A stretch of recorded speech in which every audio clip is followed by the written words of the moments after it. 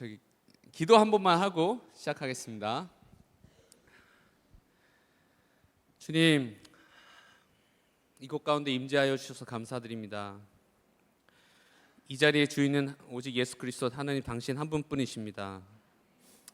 상한 갈대 같은 저를 꺾지 않으시고 이 귀한 자리에 아버지 당신의 통로로서 세워주신 주님의 그 놀라우심을 우리가 더욱더 찬양합니다. 이 모든 시작과 마무리되는 끝날까지 끝 시간까지 주님 오직 주님만 높임 받아주시고 주님만 영광 받아주시옵소서. 주님 감사드립니다. 예수 그리스도 이름으로 기도드렸습니다. 아멘. 아까 저기 조명이 꺼져 있어서 이렇게 많이 안 계신 줄 알았는데 정말 많이 계시네요. 그리고 제가 이렇게 막 단위에 쓰는 걸 되게 좀 부담스러워하는데 원래 이렇게 내려가서 이렇게 보통 이런 강의들을 하거든요. 근데 또 이렇게 힘드시니까 그냥 여기서 할게요. 네.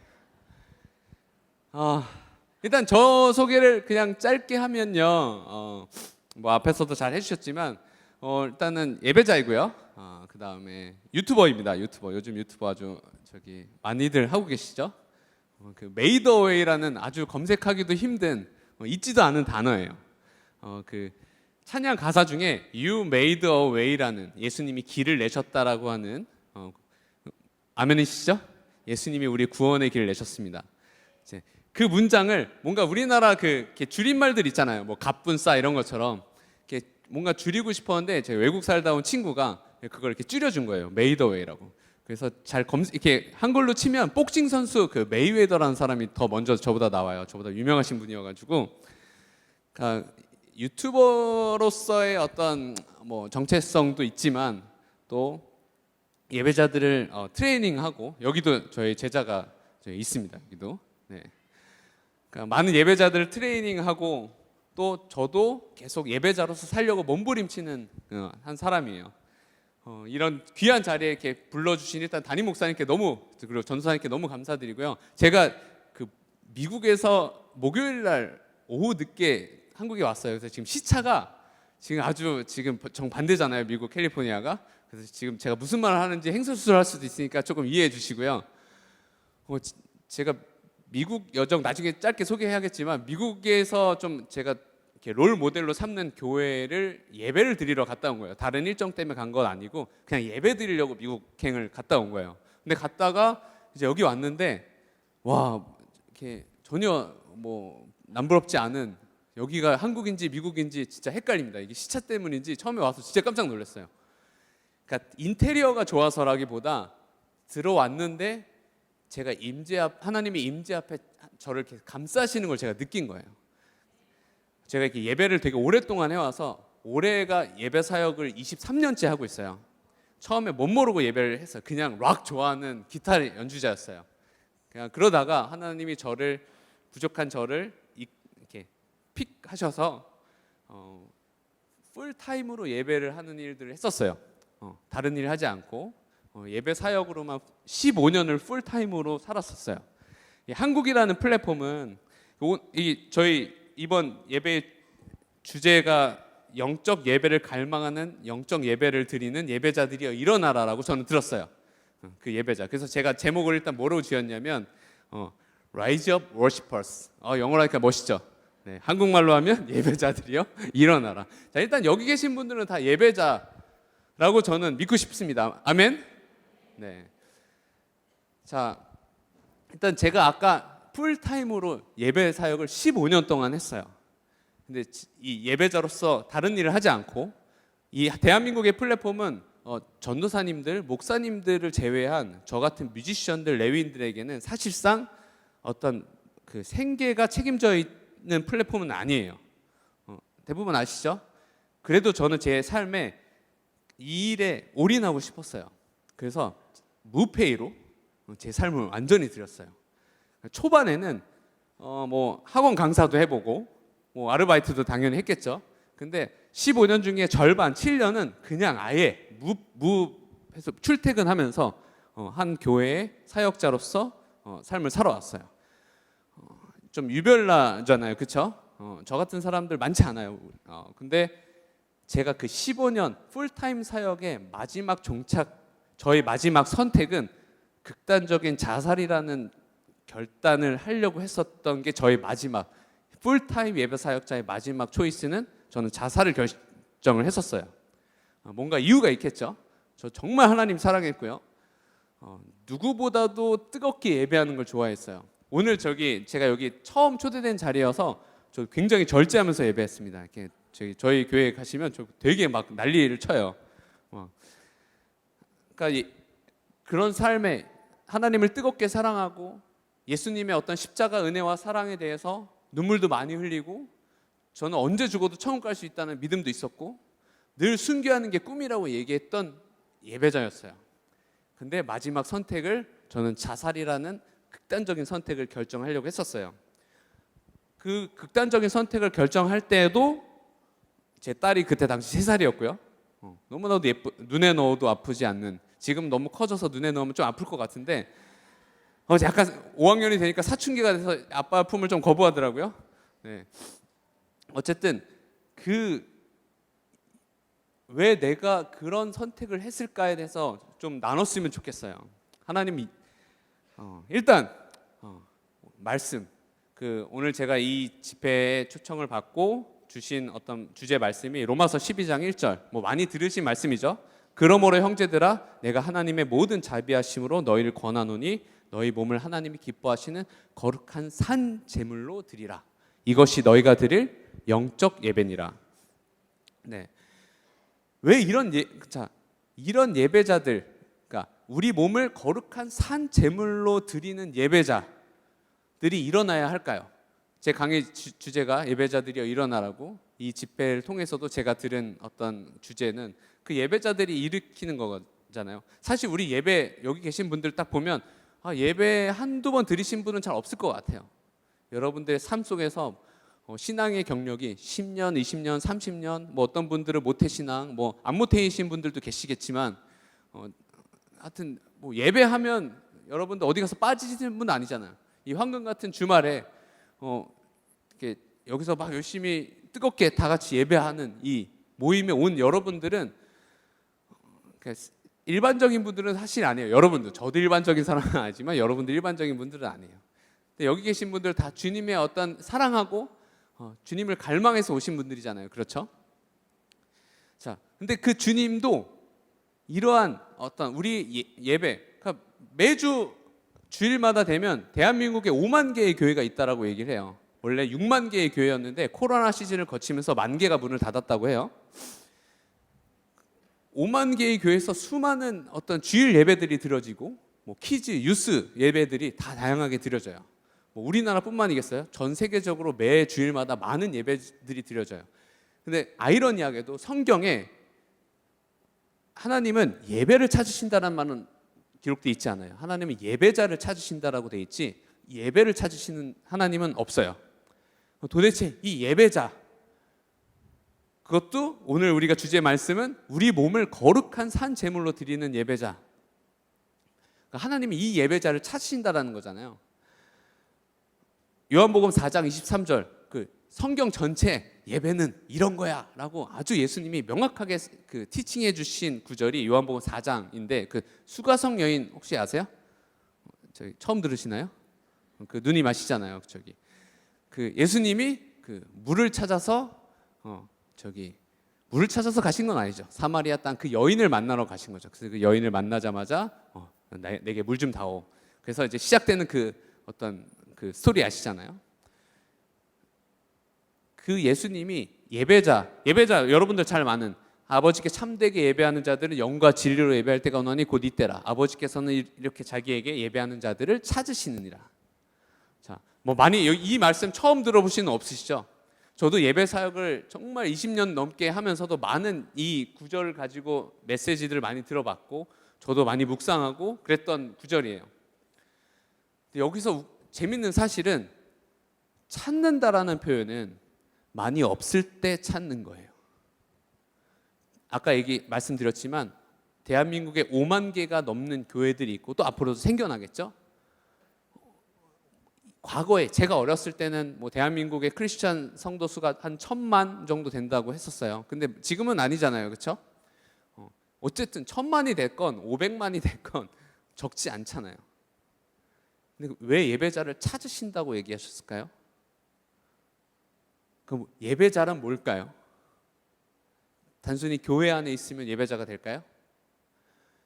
모든 예배를 하나님이 다 받으신다고 생각하시는 분들도 간혹 계시지만 여기 계신 분들은 그렇지 않으실 거예요. 하나님은 모든 예배를 받지 않으세요. 주일날 5만 개의 교회에 예배가 있고 셀 수 없는 수많은 성도들이 예배 가운데 오지만 모든 사람이 예배를 받지 않으세요.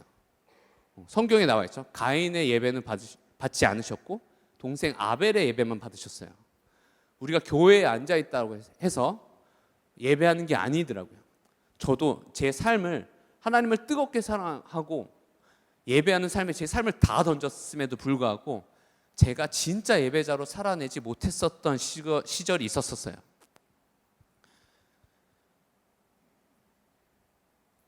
그럼 예배자란 누구인가? 도대체 하나님이 찾으시는 예배자란 누구인가? 저는 아무래도 음악이라는 도구로서 하나님을 예배하다 보니까 많은 제자들을 티칭하고 많은 교회들을 가봤어요. 우리나라뿐만 아니라 정말 열방에 있는 많은 교회들을 뭐 다 가본 건 아니지만 많은 예배들을 방문하고 드리고 섬기고 했었어요. 제가 이때까지 섬긴 수련회만 셀 수가 없어요. 너무 많은 수련회들을 섬겼거든요. 자, 그리고 이 아이러니하게도 지금 대한민국은 건국 이래 가장 많은 뮤지션을 보유하고 있어요. 매해 실용음악가에서 배출하는 뮤지션들만 진짜 수백 명은 돼요. 그 실용음악가 중에서도 또 교회 실용음악가라는 학교가 있는 학교도 있어요. 과 이름이 교회 실용음악가예요. 거기 한 학년에만 200명이 넘는데요. 건국 이래 가장 많은 뮤지션을 보유하고 있는 게 현재지만 아이러니하게도 그 어느 때보다도 교회에서 예배자를 찾는 건 어려운 시대가 지금이에요. 과거에는 교회 이 건반 치시는 분들이 그래도 한 기본 서너 명은 이렇게 포진돼 있었었는데 제 제자들 얘기 들어보면 그 흔한 건반 주자도 교회에서 이제 찾기가 어려워지는 시대가 됐어요. 교회가 작은 교회가 아니에요. 뭐 개척교회를 말하는 게 아니에요. 되게 큰 교회인데도 반주자들이 없어요. 물론 여기서 제가 확실하게 말씀드리는 건 반주자가 예배자라는 얘기는 아니에요. 하나님이 찾으시는 예배자는 과연 누굴까요? 여기서 영과 진리로 예배하는 자들을 찾는다라고 얘기하셨고 첫 제가 본문 말씀에 우리 사도 바울 형님께서 이렇게 얘기하셨잖아요. 너희 몸을 하나님 기뻐하시는 거룩한 산 제물로 드리라. 이것이 너희가 드릴 영적 예배니라. 그러니까 저도 과거에는 어떤 이 부분에 대해서 많이 들어봤지만 깊이 고민하지 않았었어요. 왜냐하면 골치 아프니까. 그냥 하나님 사랑합니다. 뭐 이런 어떤 구전들을 너무 좋아했지만 어떤 그것을 제 삶에 깊이 대입한 적이 없었어요. 예배자로서 풀타임을 살다 보니까 제 주위에서 저를 보면서 와 대단하다. 어떻게 결혼하면서 자녀를 낳았는데도 불구하고 어떻게 사례비도 안 맞는 삶을 살 수가 있지? 근데 일단 살아내긴 살았어요. 뭐 굶어 죽지는 않았어요. 물론 불편한 것도 있었고 가난한 삶을 살았던 적이 있어요. 지금은 굉장히 풍요롭게 잘 살고 있어요. 저는 제 딸이 초등학교 4학년이 될 때까지 원룸에서만 살았었어요. 그러니까 제가 지금 정말 좋은 아파트에서 살고 새 아파트에서 살고 있는데 물론 임대 아파트지만 아파트에서 살아본 지 이제 2년째예요. 그만큼 제 삶이 평범하진 않았어요. 근데 평범하지 않은 게 뭐 벼슬은 아니거든요. 제가 진짜 여러분들하고 오늘 나누고 싶은 하나님이 찾으시는 예배자에 대해서 좀 나누고 싶어요. 보통 예배자를 찾기 전에 예배에 대한 정의를 조금 다시 갖췄으면 좋겠어요. 제가 아무래도 또 이 예배하는 삶을 오랫동안 살아보니까 그래도 나름 대한민국에서 조금 유명하다라고 하는 예배팀에서도 오랫동안 사역을 했었어요. 그리고 또 유튜브를 통해서 또 많은 사람들이 저를 찾아와주고 또 저를 예배팀 세미나로서 강사로서 초청해 준 일들도 종종 일었었어요. 그럼 제가 그 예배팀들 모아놓고 이렇게 많은 예배팀이 가진 교회는 당연히 없겠죠.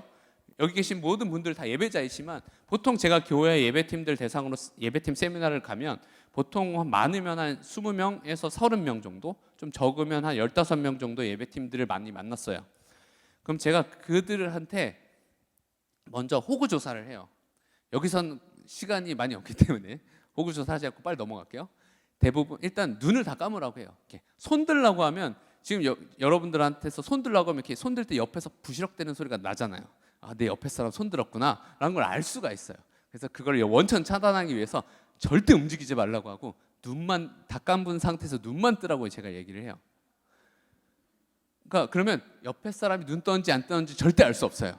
그럼 제가 첫 번째 질문은 여러분들 대부분 신앙 그 예배팀들 대상으로 하는 그 예배자들이 신앙 평균 연수가 10년에서 20년이에요. 특별히 청년들이 있는 보통 청년들이 예배팀에 많이 포진돼 있다 보니까 그들이 어린 시절부터 대부분 청년이라면 20살, 뭐 30살 뭐 되잖아요. 그럼 대부분 신앙생활을 20년 정도 한 뭐 10년에서 20년, 뭐 많게는 30년, 뭐 40년 하신 집사님 분들도 계시고, 자 그런 분들한테 제가 눈을 다 감으라고 한 다음에 내가 사실 졸다가 은혜 받아서 예배팀까지 하고 있지만 사실 나는 구원의 확신이 있는지 솔직히 잘 모르겠다. 그러신 분도 있을 수 있다. 제가 눈 떠보라고 얘기해요. 그럼 제가 이때까지 간 교회 중에서 눈 뜬 청년 딱 한 명 있었어요. 나머지는 다 눈을 감았다라는 거예요. 제가 이거 그 비모 대학 신학생들 기도 모임에 가서 신학생들 대상으로도 한번 물어봤었거든요. 눈은 다 안 떠요. 그러니까 구원의 확신은 다 갖고 있어요. 여러분들 다 갖고 있으시잖아요, 그렇죠? 네, 할렐루야. 네, 그렇다고요. 그 다음에 두 번째 질문을 제가 던져요. 내가 진짜 거듭났다고 생각하는 손 들어봐라. 아니, 눈 떠봐라. 그럼 눈을 아무도 안 떠요. 그래서 제가 같은 질문을 재차 반복을 해요. 구원받은 사람은 다 있는데 거듭난 사람은 아무도 없어. 그래서 제가 이렇게 다 눈 뜨라고 한 다음에 이렇게 얘기해요. 앞에 있는 저는 뭐 신학을 전공하지 않았어요. 근데 제가 물어봐요. 성경 어디에 거듭남 없이 하늘나라를 갈 수 있다는 얘기가 어디 있냐고. 없어요. 그런 얘기. 그렇죠? 예수님이 제자들이 한 얘기도 아니고 이거 예수님이 얘기하신 거잖아요. 그렇죠? 너희가 거듭나지 않으면 하늘나라를 가는 게 아니고 볼 수도 없다고 돼 있어요. 되게 그 정도 얘기하면 분위기 되게 싸해져요. 그 다음에 제가 분위기를 쇄신하기 위해서 새롭게 하기 위해서 이렇게 앞에 계신 분들한테 이렇게 물어봐요. 이게 지금 오늘 물어보지 않을 거예요. 시간이 많이 없었어요. 네, 다행이죠, 그렇죠? 네, 보통 앞에 계신 분들한테 제가 물어보는데, 자 오늘은 물어보지 않겠습니다. 자, 여러분들 대부분 뭐 신앙생활 10년, 20년 했다고 하는데 우리 기독교에서 가장 중요한 가치, 그 영과 진리로 예배한다라는 그 진리를 원어로 보면 헬라어 원어로 보면 그냥 말 그대로 기독교의 가장 본질을 의미하는 그거예요. 그럼 가장 기독교에서 가장 핵심 가치가 뭘까요?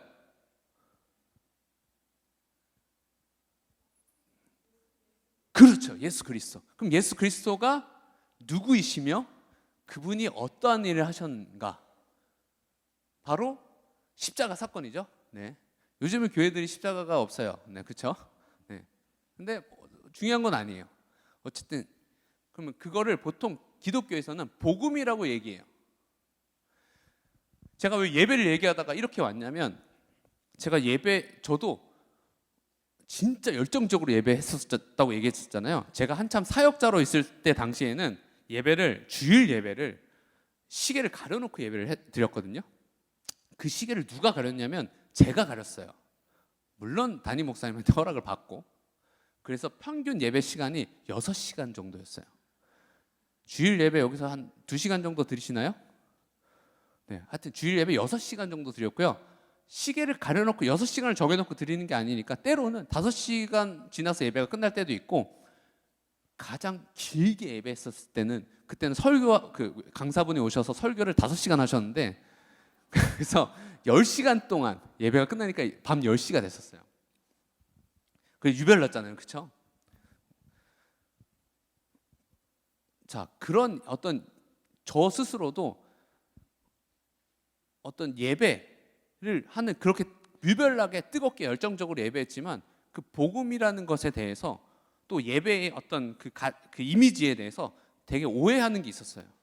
자, 여러분, 제가 여기서 지금 예배하고 있지만 여러분 우리 예배합시다. 뭐 여기서 이렇게 저희 소그룹이라고 쳐요. 저희가 여기 앞에 계신 여기 네 분과 또 이제 저랑 같이 예배합시다. 그러면 어떤 이미지가 떠오르세요? 아무래도 저도 살아온 배경이 여러분과 비슷하다 보니까 예배하자 그러면 찬송하고, 그렇죠? 기도하고, 뭐 말씀 듣고 이런 이미지가 떠오르지 않으세요? 근데 성경 어디에도 예배를 그렇게 정의한 데가 없어요. 무슨 뭐 해외에 있는 어떤 큰 메가처치 스타일로 예배해야지만 예배를 성경적으로 예배하는 거다라는 것도 없고, 어떤 스타일을 논한 데가, 형식을 논한 데가 없어요. 순서 뭐 성가대가 있어야 되냐 없어야 되냐, 찬양팀이 뭐 있어야 되냐 없어야 되냐, 드럼을 무대 위에 놔도 되냐 안 되냐, 뭐 이거 가지고도 한국 교회가 많이 이렇게 막 논쟁을 있었잖아요. 그렇죠? 성경 어디에도 그런 얘기는 없어요. 근데 일단 예배하자 그러면 그런 이미지가 떠오른다라는 거예요. 저도 그랬어요. 자, 근데 이 예배하는 것에 대해서 뭔가 어떤 형식, 기도하고 찬양하고 그런 게 아니라 진짜 성경에서 말하는 어떤 예배가 뭔가에 대해서 제가 자살을 결심하고 했다가 자살하지 않았으니까 지금 여러분들 앞에 있잖아요. 그렇죠? 자, 그때 하나님 저를 딱 잡으셨어요. 그 뒤에 제가 늘 예배 사역을 풀타임으로 하면서 풀리지 않았던 예배의 핵심에 대해서 이렇게 풀어지더라고요. 구약 시대 예배 제사라는 표현을 많이 했잖아요. 성경에는 그때 쓰여진 어떤 그 히브리어 단어가 아바드라고 하는 단어가 쓰여졌다고 해요. 그 의미 안에는 경배드리다, 높여드리다, 찬송하다라는 의미가 있고, 그리고 이제 신약 시대에는 예수님이 오시고 나서 헬라어로 신약이 기록된 그 예배 제사를 지칭한 단어가 프로스퀴네어라는 단어가 쓰여졌다고 해요. 뭐 저도 헬라어 잘 몰라요. 뭐 신학을 전공한 건 아니어서 그냥 제가 예배를 워낙 진심이다 보니까 그런 부분에 대해서 원어로 성경을 찾아보게 되더라고요. 근데 그 구약이나 신약이나 같은 의미들이 내포되어 있어요. 예배 제사, 하나님을 높이고 경배하고 높여드리다. 근데 이상한 건 아니죠. 신약 시대의 그 프로스퀴네어라는 단어 안에 구약 시대에 없었던 단어가 새롭게 들어있어요. 들어보셨어요? 네, 들어보셨을 거라고. 중요한 건 이거예요. 그러니까 답은 키스하다, 또는 개가 옆집 아저씨 말고 주인의 손을 핥는다. 여기 요즘 반려견 키우시는 분들 많으시잖아요.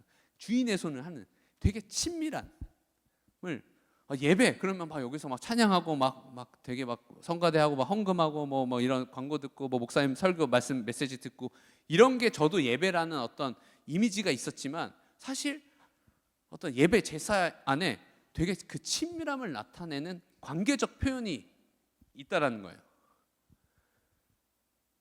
그러니까 예배는 여러분들이 이 자리에서 예배를 하시지만 하나님과의 그 친밀한 관계성에서 벗어나신다라면 사실 그분은 예배했다라고 얘기할 수가 없어요.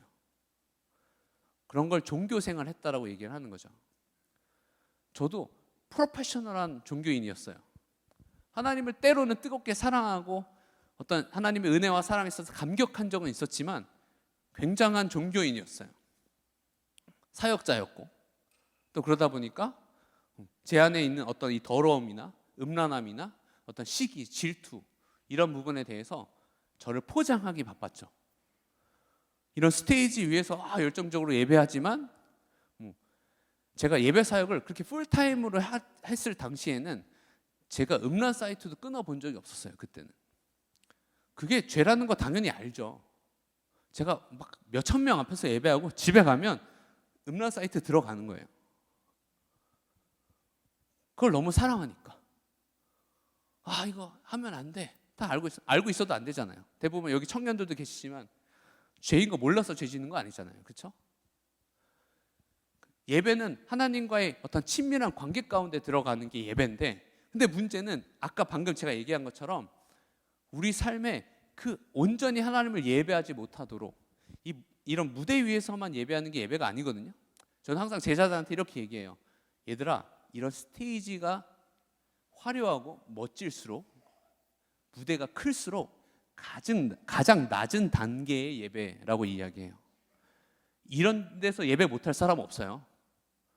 기타 좀 치고 드럼 좀 치고 노래 좀 하면 이런 자리에서 예배 못할 사람 없다라는 거예요. 근데 진짜 높은 차원의 예배는 어디서 드려지는 걸까요? 바로 여기 내려가서, 교회 밖을 나가서, 내 가족, 내 학교, 직장, 사업장에서 드려지는 예배. 아까 예배는 하나님과의 그 친밀한 관계 안에, 사랑의 관계 안에 들어가는 게 예배의 본질이라는 거예요. 물론 교회 안에서 우리가 함께 주님을 찬양하고 예배하는 것도 예배의 한 부분이지만 가장 중요한 핵심 가치는 우리가 교회에 올 수 없어도, 때론 몸이 아파서 교회 못 갈 수도 있잖아요. 정말 하나님을 예배하러 가고 싶지만, 또 어디 뭐 사업차 뭐 출장을 가서, 저도 진짜 이 교회의 성도로서 이런 예배가 이 교회에서 드려지는 예배가 되게 늘 기다려지고 사모함이 생길 것 같아요. 근데 만약 제가 어딘가를 나가서 뭐 군입대를 했어, 그럼 오지 못하잖아요. 그렇죠? 하나님과 어떤 친밀한 관계 안에 들어가야 되는 그 부분에 대해서 사실 우리가 알지만 그게 잘 되지 않는다라는 거에 있어서 문제가 심각해지는 거예요. 저도 그랬다라는 거예요. 오늘 뜨겁게 예배하고도 집에 가면 음란 사이트 들어가는 게 다른 사람 아니고 저였다라는 거예요. 자, 근데 이것에 대해서 사실 지금의 젊은 세대들은 꼭 젊은이들만 그럴까요? 그렇지 않아요. 진지하게 고민하지 않아요. 근데도 언제 죽어도 난 천국 갈 수 있다는 믿음은 다 갖고 있어요. 이상한 믿음이죠. 분명 성경에 행함이 없는 믿음은 죽은 믿음이라고 얘기했는데, 도대체 이 풀리지 않는 실타래를 어디서 풀어야 되지? 그게 바로 기독교의 핵심 가치를 우리가 소홀히 본 예배자들이 많다라는 거예요. 가장 중요한 거, 어떤 행위로. 제가 그랬잖아요. 전에 교회에서는 예배를 6시간, 7시간 드렸다고. 그래도 안 된다니까요. 그러니까 저는 매주 예배를 수련회 마지막 날처럼 예배하면 변할 줄 알았어요. 왜냐하면 제가 수련회 같은 사역을 중고 어린 시절부터 뜨겁게 은혜 받으면 그래도 한 2주는 제가 거룩하게 살아보려고 노력을 해요. 컨디션 좋을 때 2주, 길어야 2주. 대부분 3일 안에 다 무너져요. 돌아간 날 무너지는. 뭐 여기서 다 지금 피식 웃으시는 분들 다 자기 경험이잖아요, 그렇죠? 네, 저만 네, 그렇죠. 그렇다고요. 제가 그래서 그때 당시에 이 부분이 제 안에 이 끊어지지 않는 죄성과 이런 부분들 때문에 제가 그때 사역하던 당시에 목사님께 진짜 상담을 했어요. 목사님, 어떻게 해야 됩니까? 저는 지금 순교하라고 해도 순교할 수 있겠는데 도대체 이 나를 늘 죄에 넘어뜨리는, 늘 죄 가운데 빠지게 하는, 내가 예배자로서 삶의 자리에서 늘 넘어지게 만들고 실패하게 만드는 이 도대체 나의 옛 자아는 어떻게 죽여야 되냐고 물어봤어요. 근데 그때 돌아온 대답은 사실 해결책이 아니었어요. 더 예배를 열심히 드리고, 더 영적 전쟁을 해야 되고, 뭐 해야 되고, 뭐 해야 되고, 뭐 해야 되고.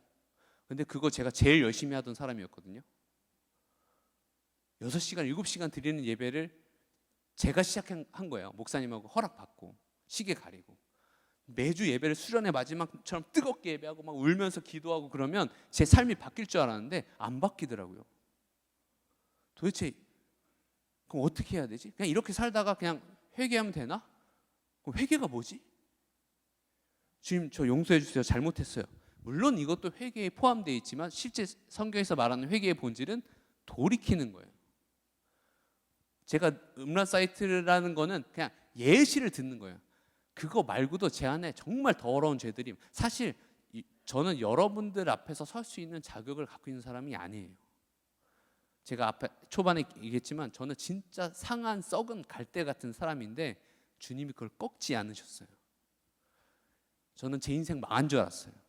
완전히 꼬꾸라져서 자살 말고는 제가 선택할 수 있는 다른 초이스는 없었어요. 그때 당시. 여러분들 자살을 결심하는 사람들이 절망해서 자살하는 게 아니에요. 내가 지금 죽어버리면 나를 괴롭게 하는 이 절망에서 벗어날 거라고 하는 소망이 극단적인 선택을 하는 거예요. 완벽하게 사단한테 속는 거거든요. 그러니까 그때 당시에 저는 완전히 망한 사람이었어요. 다시 본론으로 돌아와서 그러면 이 기독교의 핵심 가치, 아까 처음 얘기한 거룩한 산 제물이라는 건 도대체 뭘까? 많은 예배팀들 만났다고 얘기했잖아요. 야, 너네들 복음이 뭐야? 우리 기독교, 너 기타를 제가 예를 들어 10년을 배웠고, 내가 뭐 복싱을 10년을 했고, 뭐 요리를 10년을 배웠으면 남들보다 잘할 거 아니에요. 그 분야에 있어서 남들을 티칭할 수 있는 자리에 올라가잖아요. 근데 우리가 신앙생활을 10년, 20년, 30년을 했고 모태신앙인데도 불구하고 가장 핵심 가치가 뭔지를 설명하지 못해요. 그래도 교회밥을 열심히 6개월 정도 이상 먹은 사람들은 이 정도까지는 얘기해요. 예수님이 나의 죄를 위해서 십자가에서 대신 죽으셨습니다. 그다음 그럼 제가 이렇게 너무 정확하게 얘기했다. 그래, 근데 그게 너랑 무슨 상관이야? 라고 보면 글쎄요, 상관이 없네요. 이런 게 요즘 청년들이에요. 근데 제가 그랬어요. 자, 로마서 12장 1절에 말하는 그 일단 구약 시대의 제사법이잖아요. 제물 이런 거, 제단에 막 그 흠없는 어린 양이나 뭐 짐승을 잡아서 그 어떻게 잡아 죽이는지 들어보셨죠? 제가 들은 거는 이래요. 먼저 양을 가지고 와요. 흠이 없는 양을 가지고 와요. 그 양이 의미하는 바가 뭐죠? 원래 내가 죽어야 되는데, 그렇죠? 우리 죄가 하나님은 우리 죄의 문제가 해결함 없이 그분을 만난다라는 거는 그건 구원이 아니고 심판이에요. 왜냐하면 그분의 존재는 거룩이시기 때문에 죄와 공존이 안 돼요. 어둠과 빛이 공존이 안 되는 것처럼 거룩이신 하나님과 죄는 공존이 안 돼요. 그래서 우리가 그분 앞에 나가기 위해서는 죄값을 예수 그리스도가 오시기 전까지는 그 짐승의 피의 제사가 필요해요. 그러니까 제가 만약에 구약 시대에 한 이스라엘 백성이고 예배를 드려야 되면 제가 짐승을 갖고 와요. 그럼 제가 나인 거예요. 그러니까 죄값을 저 대신 짊어지는 거죠. 목을 먼저 딴다고 해요. 자, 목을 따면 뭐가 나오겠까요? 피가 나오겠죠? 근데 혹시나 양이 살 수도 있잖아요. 그렇죠? 피를 다 목을 따서 했는데. 그렇죠? 혹시나 대부분 거기서 다 양이 죽겠지만 혹시나 살 수 있어요. 그렇죠? 그렇다고요. 그냥 그래서 혹시나 얘가 살까 봐 나의 더러운 옛 자아가 살까 봐 피를 다 빼고 그냥 배를 가른대요. 그래도 혹시나 살아 있을까 봐 내장을 꺼낸대요. 그래도 혹시나 살아 있을까 봐 그 정도 했으면 죽어야 되는데 우리의 이 지독한 옛 자아는 살아 있을 수 있기 때문에 각을 또 뜬대요. 그래도 혹시 살아 있을까 봐 제단 위에 올려놓고 밧줄로 양 다리를 묶어버린대요. 그 정도 했으면 죽어야 되는데 혹시나 또 살아 있을까 봐 불에 태워버려요. 완전히 그냥 회생 불가능할 잿더미로 만드는 거예요. 그게 원래는 누구여야 된다고요? 바로 저인 거죠. 근데 로마서 12장 1절에는 재물은 재물인데 산 재물이래요. 어떻게 아까 제가 얘기했죠. 이 정도 했으면 죽어야 되는데 살아있는 재물? 리빙 세크리파이스라고 얘기하거든요. 근데 거기 앞에 수식 하나 더 붙여. 거룩한 산 재물. 제가 믿기로는 이거는 바로 기독교의 핵심 진리 가치인 복음을 말하는 거예요. 그게 예배의 핵심 가치. 예배의 본질은 하나님과의 나와의 친밀한 관계. 그분과 어떤 충성된 개가 주인의 손을 핥는 것처럼 부부간에 하는 친밀한 키스처럼 정말 사랑으로서 예수님 우리의 신랑 되시고 우리가 그분의 신부인 거잖아요. 그렇죠? 이런 기도의 집, 이게 다윗의 어떤 장막의 어떤 그 신부의 영성 이런 거 많이 들어보셨잖아요. 그렇죠? 근데 결국 그분과 온전하게 되기 위해서는 이 복음의 진리에 위해서 우리가 이 모든 것들을 행해줘야 된다는 건데 제가 만난 많은 사람들이 뮤지션들이 이 진리 위에서 모르고 있는 상태들이 많더라고요. 근데 저도 그랬고 제가 신앙생활 30년 만에 복음이 뭔지를 깨달은 거예요. 풀타임으로 드렸다니까요. 제 삶을. 진짜 어려울 때는 그때 제 딸 태어나고 뭐 버리고 없잖아요. 그렇죠? 전 재산을 다 털었더니 기저귀 사고 분유 사고 다 했더니 5천 원이 남았어요. 근데 집에 먹을 게 없어요. 쌀도 떨어졌어요. 그래서 5천 원 가지고 밀가루를 샀어요. 냉동실에 멸치가 있어가지고. 그래서 일주일 동안 수제비만 해 먹었던 적도 있었어요. 이 정도 예배자로서 헌신해서 살면 괜찮은 믿음을 갖고 있어야 되는 거 아니에요? 근데요, 저는 원수는커녕 제 가족들도 사랑하지 못했어요. 그냥 서로 와이프랑 저랑 자충만한 상태로 싸우기 막 받고. 물론 지금은 그렇지 않아요. 저의 최고의 아내이고 동역자이고 너무 사랑해요 지금. 네, 그렇다고요. 네.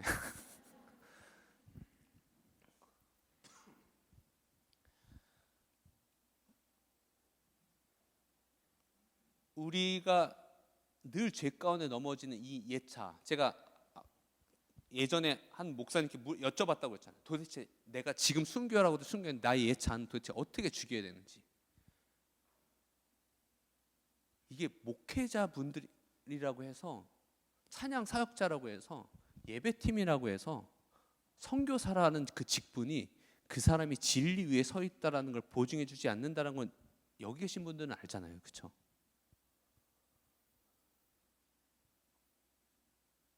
제가 그 자살을 결심한 그 순간에 왜 그때 죽음 앞에 서서 다시 집으로 돌아왔냐면, 그때 하나님이 저에게 한마디 딱 하셨어요. 지금이 너무 완벽하다. 뭐가 완벽한 거지? 지금 나 죽으려고 하는 거 지금 서 있는 거 안 보이세요? 지금 저 약 올리는 거예요? 욱하는 마음에 나한테 왜 이 말을 하셨는지는 좀 알고 죽어야 되겠다고 집에 왔어요. 씩씩거리면서. 그래서 집에 와가지고 성경을 폈는데 로마서를 펴서, 왜 로마서를 폈는지도 모르겠어요. 성령이 도우심이었죠. 1장 중반에 1장 17절, 나중에 알았어요. 그것도 그 구절이 마틴 루터에게 종교개혁을 일으킨 구절이었다는 걸. 복음에는 하나님의 의가 나타나서 믿음에서 믿음에 이르게 하나니 의인은 오직 믿음으로 말미암아 산다라고. 근데 그 마지막 구절이 저를 붙잡은 거예요. 저는 제 삶을 하나님께 다 드렸다라고 생각했고 과격한 헌신을 했고 나는 믿음이 있다라고 생각했는데 의롭게 살지 못한 제 자신을 증명한 거잖아요. 그럼 성경이 거짓말하고 있든지 내 믿음이 가짜라는 얘기인데, 그럼 그제 그 18절로 못 넘어가겠는 거예요. 그래서 믿음에서 믿음에 이른다라는 건 뭐지? 그러면 다시 그것도 이해가 안 가니까 복음에는 하나님의 의가 나타난다. 그럼 하나님의 의로움은 뭐지? 라고 했을 때 그때 주님이 그 말씀 앞에 내가 주인인 채로 살아왔던 제 자신을 드러내셨어요. 빛 가운데. 제가 주님을 위해서 이 예배하는 일에 제 삶을 선교사로 드렸어요. 근데 내가 주인인 채로 그렇게 살 수 있더라고요. 내가 주인인 채로 예배팀 할 수 있고요. 내가 주인인 채로 사역할 수 있고요. 내가 주인인 채로 단기 선교 갈 수 있더라고요. 주님을 뜨겁게 사랑하고 십자가 은혜에 눈물 흘렸지만 정작 중요한 순간에 내 인생의 핸들을 제가 쥐고 있는 거예요. 그때 제 인생이 가장 큰 충격에 빠졌어요. 제가 스스로 한 예배자가 자살을 결심하려고 했었던 것보다 제 안에 더 큰 충격은 내가 한 번도 구원받았던 적이 없었다는 거예요. 내가 주인인 채로 갈 수 있는 천국은 없는 거예요. 그때 복음이 뭔지, 갈라디아서 2장 20절이 뭔지를 여러분 다 아시죠? 저는 저의 옛 자아를 예배자로서 살면서도 저의 이 죄된 자아를 진짜 죽여보려고 별의별 짓을 다 했어요. 진짜 거의 행위로는 진짜 완전 바리새인급이었어요. 예배팀을 하면서 지각하는 애들 저는 못 봤어요. 그 꼴을 용납하지 못했어요. 감히 하나님의 예배하는데 지각을 해? 물론 이렇게 대놓고 얘기하진 않았죠. 속으로 그렇게 얘기해요. 어느 정도 레벨인지 알겠죠? 제가 한 교회 사역 제가 저기 강북 끝에 살 때 용인에 있는 교회를 한 2년 동안 예배팀을 섬겼던 적이 있었어요. 2시간 반 걸렸구나. 대중교통으로 2년 반 동안 단 한 차례도 지각한 적이 없어요. 근데 지각을 해? 너? 용납하지 못했어요. 팀원들을 품고 사랑하는 게 아니라 진짜 우리가 예수 믿는다라는 거, 우리가 예배자로서 산다라는 거는 이 스테이지 위에서는 절대 드러나지 않아요. 이 스테이지 밑에서 특별히 어떤 영역에서 관계 안에서 다 드러나요. 내가 누군가를 용납하지 못하고 용서하지 못한다는 거. 제 얘기예요, 제 얘기. 제가 그랬다는 거예요. 제 막 사역자로서 산기도도 해보고요. 청계산에 겨울에 겨울 시즌만 되면 밤 12시 올라가요. 진짜 춥거든요. 막 안 얼어 죽으려고 막 통성으로 기도해요. 그리고 그 하나님과의 친밀함, 신부의 영성, 막 이런 걸 막 저도 아이압이라는 데 가서 막 그런 걸 듣고 와 그래 나도 하나님과의 친밀함을 위해서 금식해 보자 막. 그래서 매주 이틀을 전일 금식을 했었어요. 근데 내가 주인인 채로 저 스스로 속고 있는 거죠. 아무리 해도 제 자아가 다스려지지 않고 죽여지지 않는 거예요. 근데 갈라디아서 2장 로마서와 여러 성경 전체에서 복음은 이걸 얘기하고 있더라고요. 우리의 옛 자아는 내가 죽여야 되는 존재가 아니라는 거. 로마서 6장 6절에 우리가 알거니와 우리의 옛사람이 누굴 얘기하는 거예요? 바로 나의 옛 자아가 보통 교회에 십자가 걸려 있잖아요. 십자가를 보면서 저도 그랬어요. 예수님이 나의 죄를 위해서 저 자리에서 죽으셨어. 아니에요. 틀렸어요. 복음적 관점에선 잘못된 말이에요. 저 십자가에 나도 같이 죽은 거예요. 예수님만 죽은 게 아니고. 우리가 알거니와 우리의 옛사람이 그리스도와 함께 십자가에 못 박힌 것은 죄의 몸이 죽어서 다시는 죄의 종로를 타지 않게 하려 함이니라.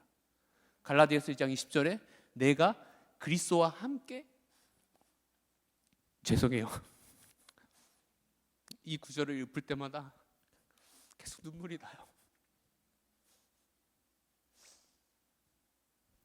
내가 그리스도와 함께 십자가에 못 박혀 죽었나니 이제는 내가 사는 게 아니고 나의 옛 자를 나의 노력과 힘으로 죽이는 게 아니고 이미 그리스도께서 그거를 2000년 전에 끝내신 거예요.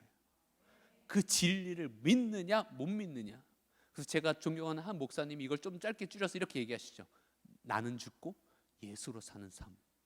이 진리를 믿느냐 못 믿느냐 이 하나의 믿음을 우리에게 요구하시는 건데 대부분 우리가 하나님 믿어라고 있는 그 믿음의 대상에 대한 아주 왜곡이 있어요. 대부분 물어보면 나 하나님 살아계신 건 믿어. 성경 어디에도 하나님 살아계신 걸 가지고 우리를 구원해 줄게 널 예배자로 내 제자로서 자녀로서 그 선한 길로 갈 수 있어. 그런 얘기 없어요. 우리가 예수 믿는다 하나님 믿는다라고 하는 건 바로 이 복음의 진리 위에 선 재물은 재물인데 거룩한 산 재물 바로 예수 그리스도. 그게 예배라는 거를 제가 2014년에 깨달았어요. 얼마 되지 않았어요.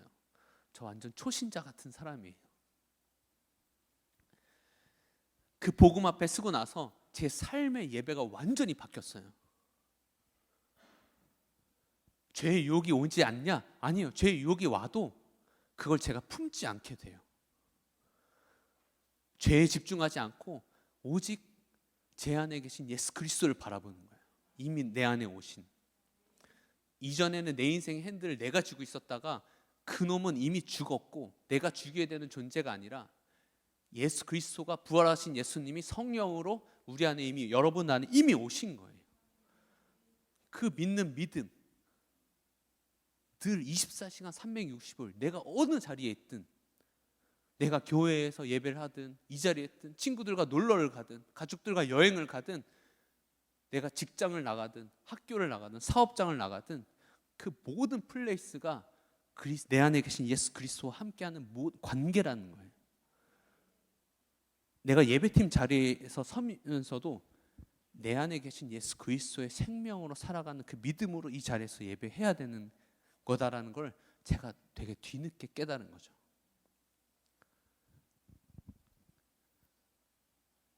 하나님은 이렇게 예배하는 자들을 찾으신다는 거예요. 진리, 바로 십자가 복음. 영으로 예배한다는 건 바로 같은 말이라고 저는 확신합니다. 저는 신학을 공부하지 않아서 다 알 수 없지만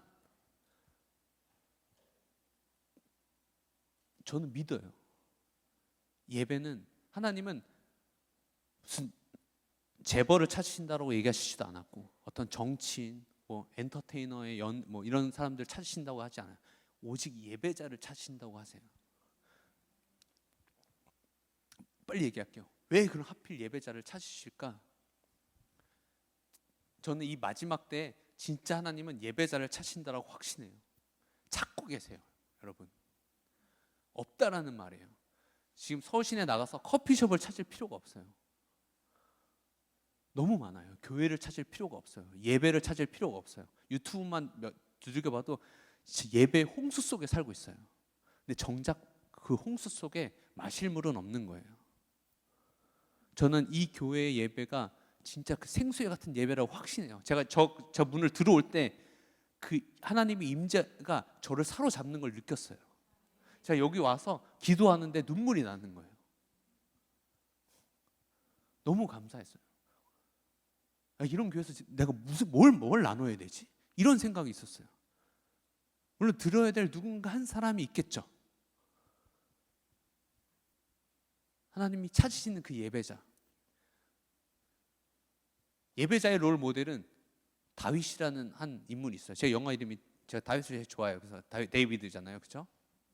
자, 다윗도 여러분들 꼭 예배자가 꼭 이런 자리에 있는 게 예배자가 아닌 거잖아요. 제가 이제 충분히 설명했잖아요. 예수 그리스도와 함께 살아가는 우리 모든 사람들이 예배자예요. 하나님이 찾으신 예배자예요. 자, 다윗은 또 무명의 예배자였어요. 다윗에게 본캐가 있었어요. 요즘 본캐 부캐 많이 하잖아요. 다윗의 본캐는 뭐였을까요? 소년 다윗. 양치는 목동이었어요. 그리고 부캐가 있었어요. 부캐. 뮤지션. 기타로 밥 먹고 살진 않았었어요. 그렇죠? 그리고 또 부캐 캐릭터가 하나 더 있었어요. 물맷돌 던지는 거. 액티비티 스포츠에 아주 귀재였어요. 막 그걸로 곰도 때려잡고 막 사자도 때려잡고 막 그랬었어요. 자, 그 예배자의 롤 모델이 그 다윗의 여정 안에서, 제가 다윗을 정말 좋아하는데 가장 최고의 이벤트 중 하나를 꼽으라면 골리앗과의 전투잖아요. 그렇죠? 그 골리앗과의 전투에 보면 다윗은 사실 그 이스라엘의 흥망성쇠를 결정하는 가장 중요한 자리에 다윗은 초대받지 못했었어요. 군사로서 거기에 참여 있는 상태가 아니었고 그냥 형들 도시락 갖다 주는 심부름하러 간 거예요. 그러니까 주인공은 아니라는 거예요. 근데 아이러니하게도 그 이스라엘의 흥망성쇠를 결정하는 그 중요한 자리에 이스라엘을 위기로부터 구한 사람이 왕도 아니었고 왕 주위에 있는 장군들도 아니었고 잘 훈련된 군사들도 아닌 한 무명의 예배자였어요. 자, 그걸 통해서 다윗은 알았던 거예요. 다윗은 하나님과 연결된 예배자예요. 다윗은 그가 예배하는 하나님이 누구이시며 내가 그분 앞에 어떤 정체성으로 부르심을 받은 자인지를 알았던 거예요. 근데 그 중요한 자리에서 왕과 그 모든 장수들, 잘 훈련된 군사들 한두 명이었겠어요? 그 어느 누구도 그들이 믿는 하나님이 어떠한 분이시며 우리가 하나님 앞에 어떠한 존재인지를 기억하고 있는 사람이 아무도 없었다라는 거예요. 근데 한 사람의 무명의 예배자가, 그걸 기억하고 있던 한 사람의 예배자가 그걸 해내요. 저는 이게 아주 중요한 영적 원리라고 믿어요. 하나님이 예배자를 찾으시는 이유. 주님은 분명 다시 오실 거예요. 믿죠? 그리고 다시 오시기 위해서 주님이 하시는 일들 중에 땅끝까지 천국 복음이 전파되는 것과 이스라엘이 돌아오는 것과 또 무너진 다윗의 장막을 하나님이 회복시키실 거라고 돼 있어요. 다윗의 장막, 이미 10년 전에 한국 교회에 이런 기도의 집에 열풍이 있었어요. 근데 지금 그런 거 많이 없잖아요. 그렇죠? 여러분들 교회는 정말 앞서 있고 어마어마한 교회에 다니고 계신 거예요. 네, 그렇다고요. 네. 자, 근데 그 다윗 장막을 한때 막 부모로서 막 컨퍼런스도 그랬었지만 많은 교회들이, 우리나라뿐만 아니라 열방의 많은 교회들이 그 다윗의 장막의 구조나 시스템을 궁금해했었어요. 그거는 절대 되지 않아요. 하나님은 그리우신 거예요. 사울의 장막도 아니고 다윗의 장막, 솔로몬의 어떤 화려한 성전을 그리워하시는 것도 아니에요.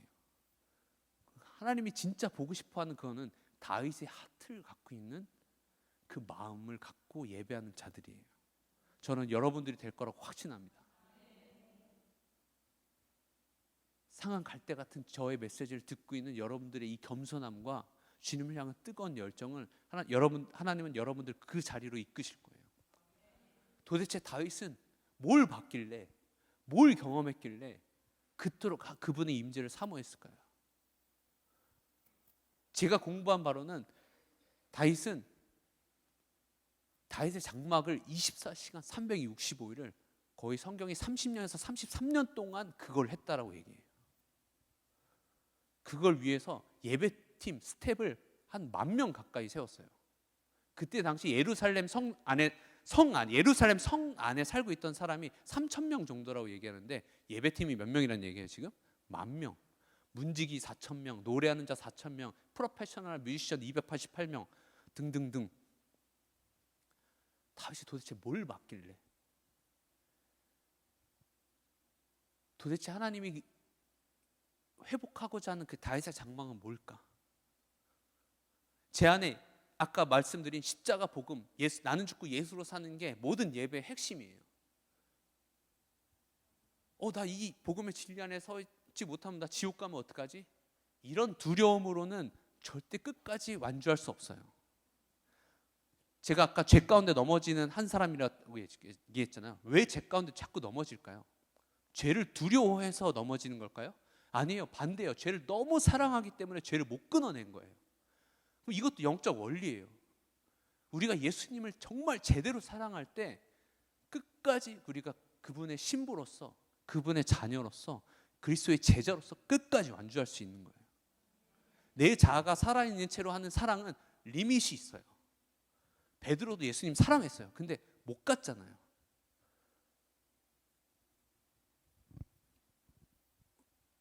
예배팀 나와주시겠어요?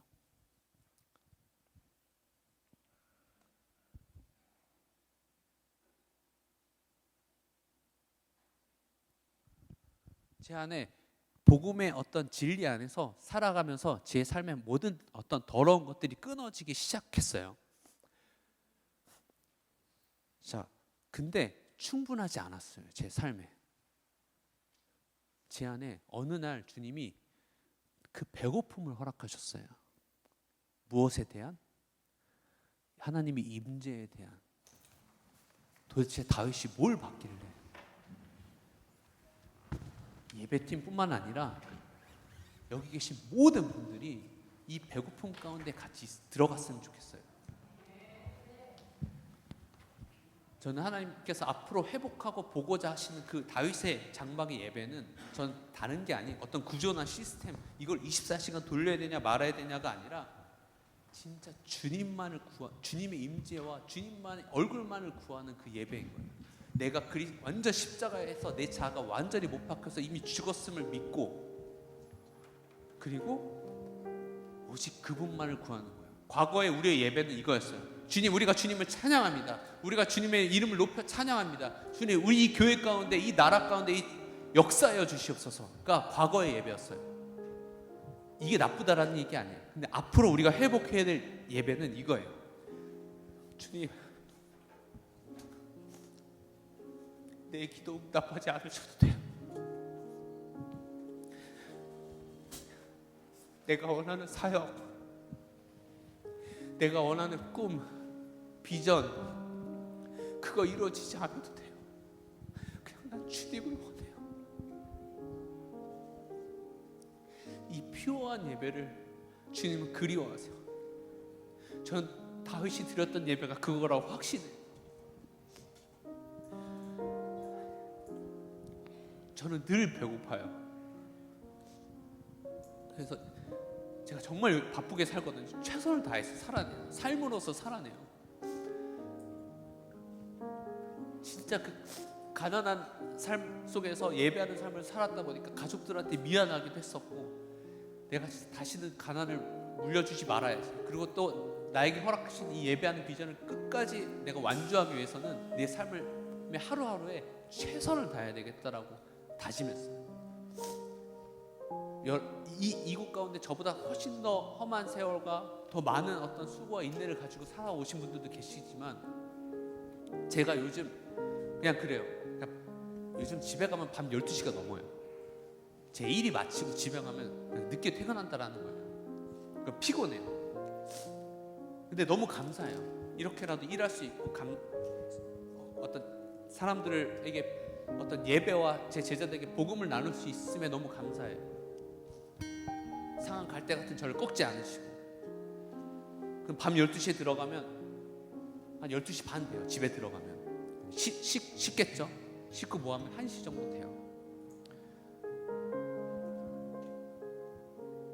날 박을 때 운동 갈 시간도 없어. 그럼 그때 집에서 사다 놓은 자전거를 타요. 운동을 안 하면 버틸 수가 없어요. 살기 위해서 운동해요. 그럼 운동하면 한 새벽 1시, 그러니까 오래 운동 못해요. 힘이 없으니까. 그럼 한 1시 한 20분, 30분 돼요. 과거에는 그냥 그대로 쓰러져 잤어요. 근데 제 안에 이 배고픔이 오고 나서 그냥 제가 기타를 들고 빈 방으로 가요. 그곳에서 제가 하나님을 예배해요. 근데 단 하루도 존 적도 없고 그냥 찬양마다 끝난 적이 없어요. 제가 다른 거 구하지 않아요. 다른 찬양하지 않아요. 진짜 주님만 구해요.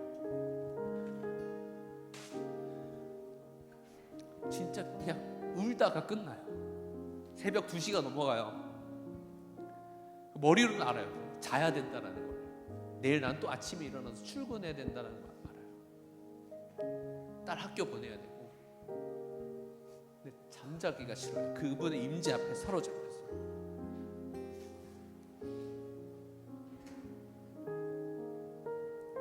이미 여러분들 이곳 안에 주님을 갈망하고 주님을 사랑하는 많은 분들이 있음을 제가 느껴요.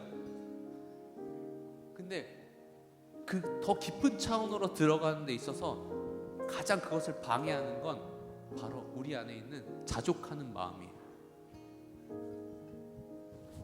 너무 주님이 감사하다. 이 정도면 됐지. 그거 아니야. 더 원해야 돼요.